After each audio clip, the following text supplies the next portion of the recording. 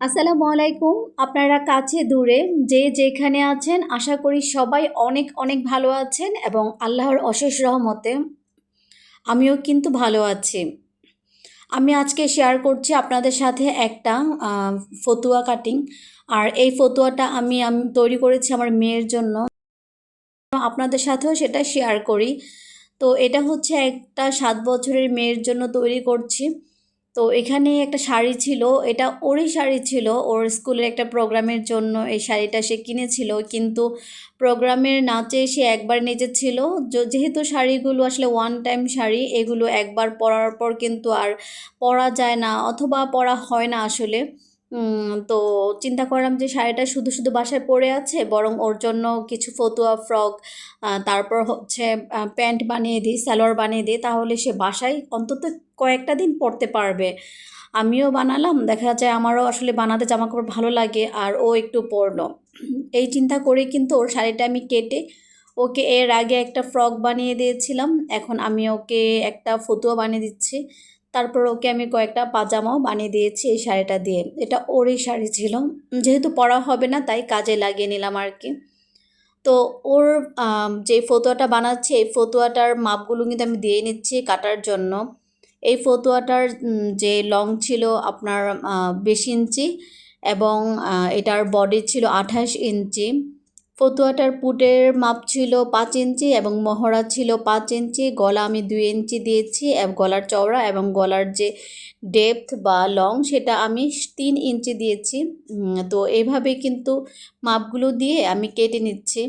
এটার যদিও সেলাইয়ের যে ভিডিওটা সেটা আমি আপনাদের সাথে শেয়ার করিনি, কিন্তু হচ্ছে আমি যে কেটেছি সেটার ভিডিওটা আমি আপনাদের সাথে শেয়ার করছি। আর আমি কিন্তু আমার এই চ্যানেলে সবসময় টেইলারিংয়ের কাজ, তারপর হ্যান্ড পেইন্টের কাজ, এগুলো সবসময় শেয়ার করব। আমি যেহেতু হচ্ছে হ্যান্ড পেইন্টিংয়ের কাজ করে থাকি এবং টেইলারিংয়ের কাজ করি, আমি এই জিনিসগুলো শেয়ার করব।